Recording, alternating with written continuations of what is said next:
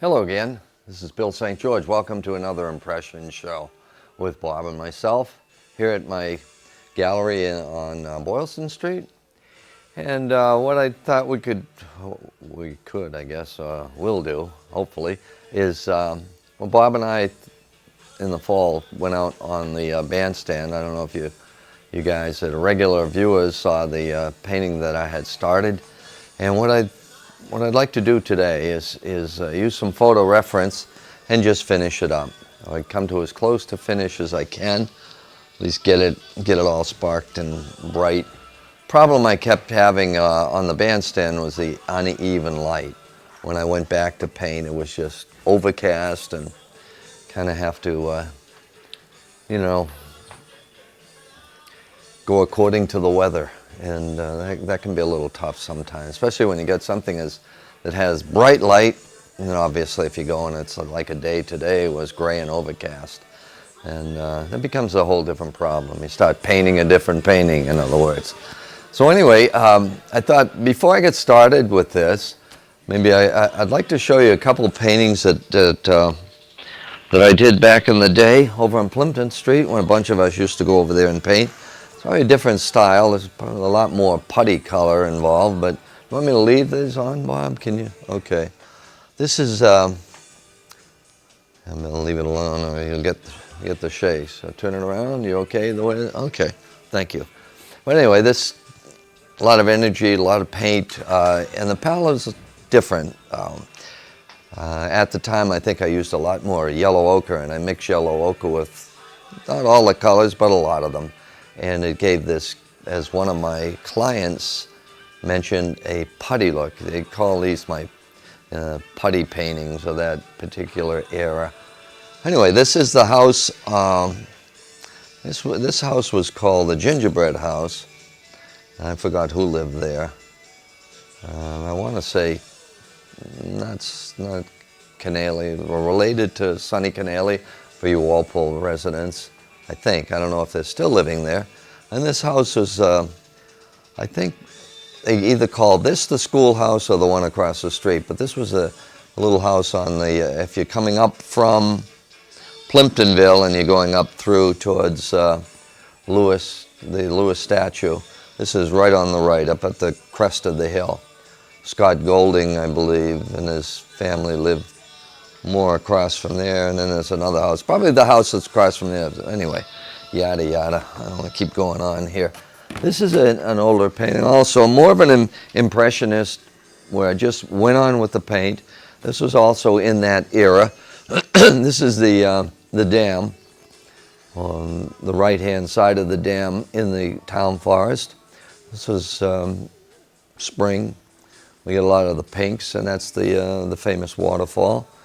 And I guess this is where it comes through, and there's a drain going down here, and that's the Neponset River. And this, excuse me, is the Plimpton Street. That's the Trestle Bridge. Go down here now. I don't think you'll see this much water, but on the other side there was always these loosestrife that bloomed. They're quite beautiful. But this is this little stone wall here. You see a lot of people park the car up here and then they fish off this point. But you can see the texture on this is quite substantial. I mean, there's a ton of paint. And these were done on masonite board. Excuse me. It's hard. And they were done back in around 1991. So it's quite a ways, quite a few years. This painting is that house also. That, the gingerbread is over here, but it's a little different angle. I like this angle, and in fact, I sold the painting. I'm waiting for the customer to pay me off in a payment plan over a 3 or 4 month period. So, you never know. A friend of mine, John Terrelac, who you may not have heard of, he's an impressionist painter out of Rockport, a really great painter. And I asked him about that at one time. I said, how about these older paintings? Should they be devalued or should we sell them for less? Because he said his theory on the older paintings was they're like wine, vintage wine, that they improve with age, and why should they be devalued? Because at that particular period in your time, they were finished and then they had a value. When the value should be equal to anything that you do today. So I kept him in his word. Of course, I got a ton of paintings that still haven't been sold, but that's another story. And then this, a little brighter, this is a winter's day over, and maybe the colors are a little, probably too much purple, I think, when I look at it. But this is the curve around Diamond Street. This is Old Diamond. I live on Diamond. And there's some condos next to a pond. And I forgot the name of the pond, but I used to take my kids fishing down there. If you go around here, and it's another set of, what is that, the Old Diamond something, retirement home or something? Yeah, there are a group of them. So anyway, they just kind of take you down whatever, memory lane, as it were. But it's nothing like a painting that you do and you hate it. I didn't hate this, but you kind of evolve, and then somebody really likes it, and you say, well, maybe it wasn't that bad after all, you know? 'Cause we're constantly finding fault with paintings, you know, most artists anyway. Say, well, maybe it isn't that good, and well, maybe it isn't, but to somebody, it is. So you look at it with a different eye. Anyway, we're going to do Walpole Center, the great little center. This is definitely the thing that pulls the center together, the building, and the old Swenson's building, which is now the Walpole Bank. And anyway, we'll go from here. We'll get started to the strains of Men at Work. We're in an 80s kind of mood today. And Bob and I were talking about some of those 80s groups. They were great, and 80s music. It was a high point. Now I don't know what. I don't know who's who, what's what. There's so many of them, and a lot of this, you know, I like some of the hip-hop. I like some of the rap when it's mixed the right way, but a lot of this rap is like listening to somebody had just written, some little kid wrote a thing like roses are red, violets are blue. I mean, it's so simplistic to the point of ridiculous. Or it's the other way, ultra-violent. That's enough commentary for one day. All right. Yeah, I've got this photo I'm using, which is a little more contrasty. And how's that? Okay, that it? Okay. I want to make sure. Whoops. I'm going to do jump roping with this thing pretty soon. I have to pull it around to the back. Here we go. All right.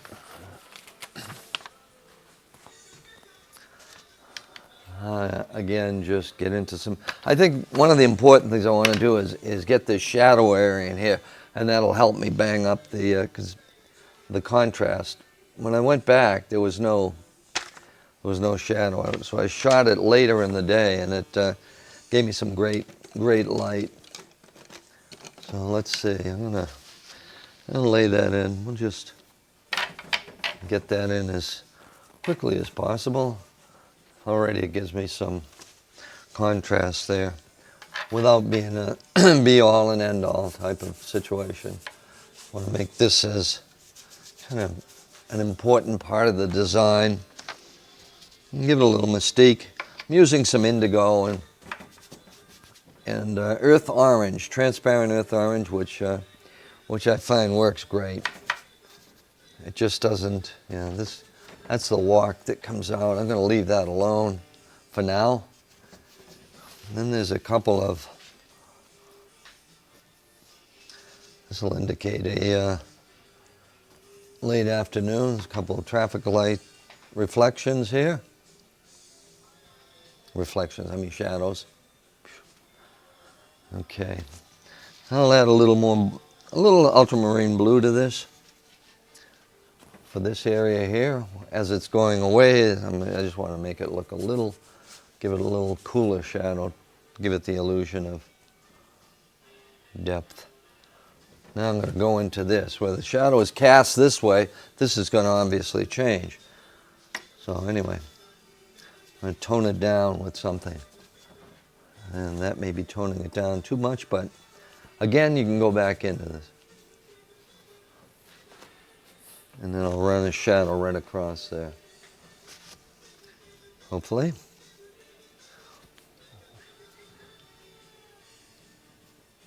Just enough of it to show. Okay. Abstract enough. Now what's going to happen is all this is going to change now. I basically have everything in place, but I think what I'm going to do now is brighten up the whites, make them a little more contrasty, and the trees. So I think that's what I'll do now. I'll go into the trees. We'll see what happens here. Again.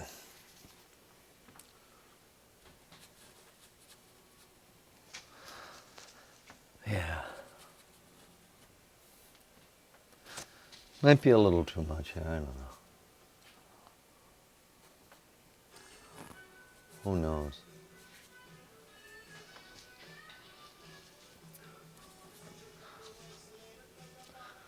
Okay, I don't want to get too involved in minutiae here, but I do want to keep the local color, the color of the tree, in the painting. So, and then use that dark against that red. So I don't want to get too involved, as I say, in finishing it right now, finishing any of these trees. Keep it very painterly and whatever. I went to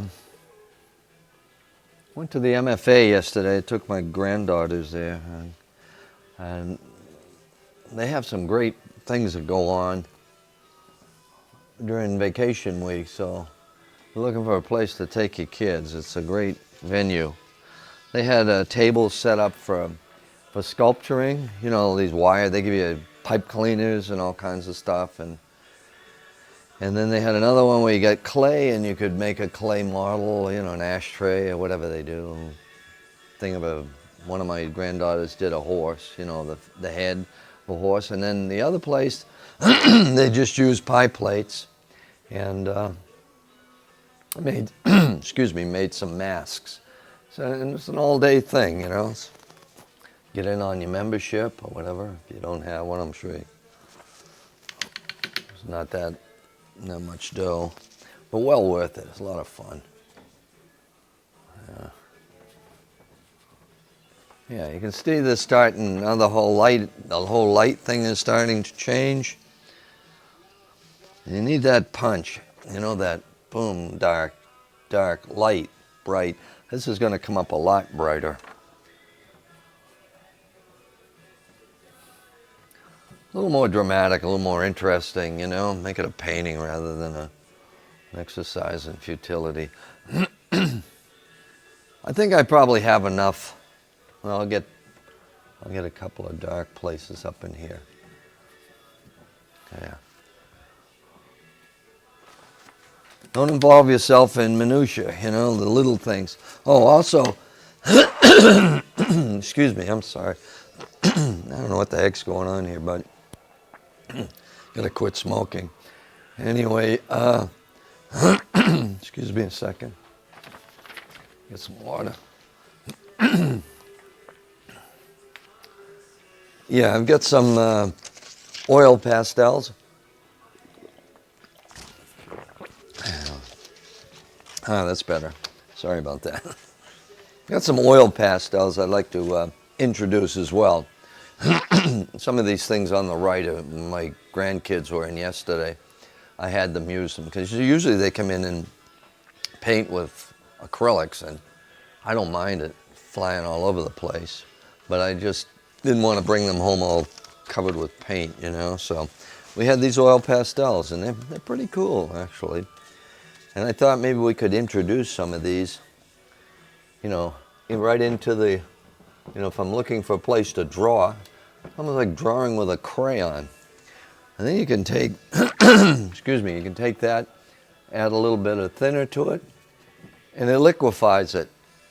So just another extension on the ability to paint or to express yourself without always having to rely on a brush. Just want that there. That's going to be a little darker too. Okay. All right. So I'll once I get into the buildings here, I'll throw that away. I'll throw that away. No, I'll go back with the craypa, oil pastels. Pentel makes them, and they're pretty cool. All right, I need orange. The one color I can't seem to find anyone. What the heck's happened to my voice? Excuse me. Jeepers. Oh, I got it. I found it.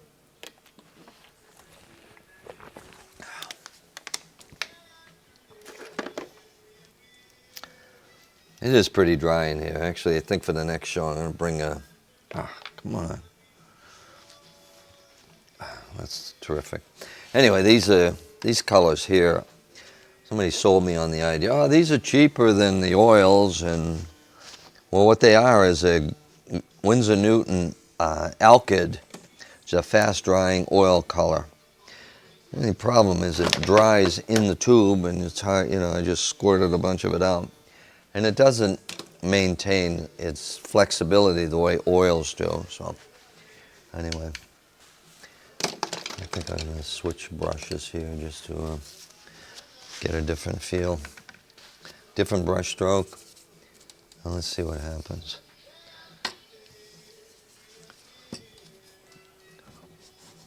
I'll get some light in there.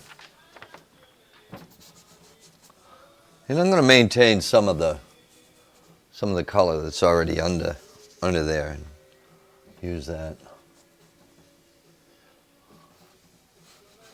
But it does brighten it up a bit, I would think. And it's a nicer color.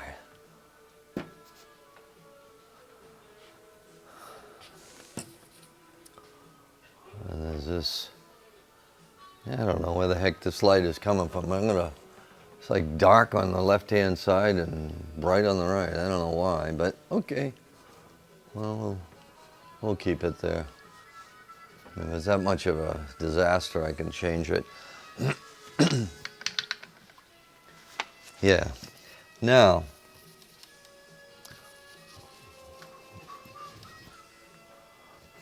well, that's light, almost like a pink, but all I want is an impression of this. It's pretty obvious.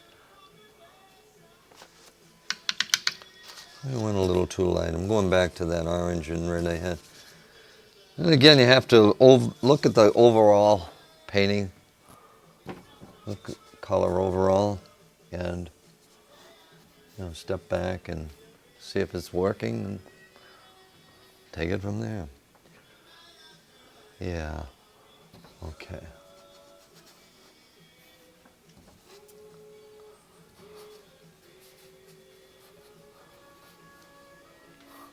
I don't know if there's any good shows going on lately at the MFA.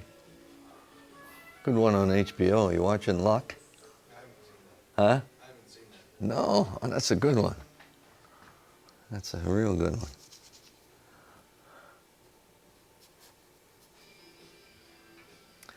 Yeah, okay.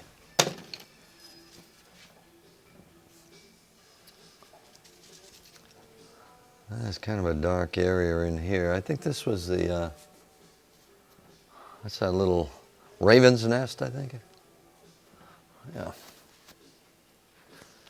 I'll use some of these darks on. Ooh, picked up some of the light. Well, let's try that. Okay. Try to get everything to work together. Now what I'm going to do is I'm getting rid of this light here after I hit that white a little bit more.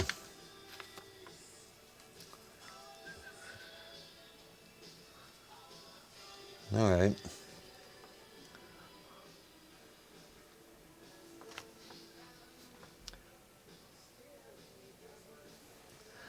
There we go. What happens when you're painting outdoors and you're relying on the light to be a specific way and it doesn't work. And everything goes into halftone, you tend to work more on the details.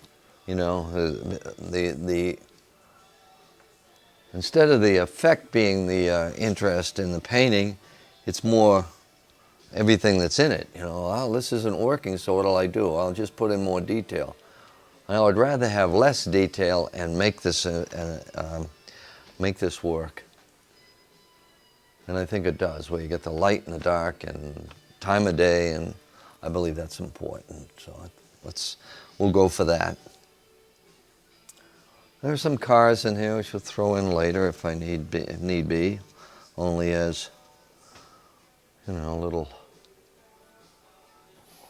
points of interest. There we go. One. Yeah, okay. Now I got this, and this middle tone here, I believe, is going to have to be warmer, come up a little warmer than this. And this I'm not too crazy about, but yeah, we'll work on that later. Let's get all this white in here first. There we go. This is a great old building. This is this bank building. It's the old Swenson's. Yeah. People have been around a while. They did maintain some of it, but you know, with the columns and everything, I think that works. I guess the new library is about to open pretty soon. That should be interesting. Nice building. All right, yeah, I got some, excuse me, some white up here.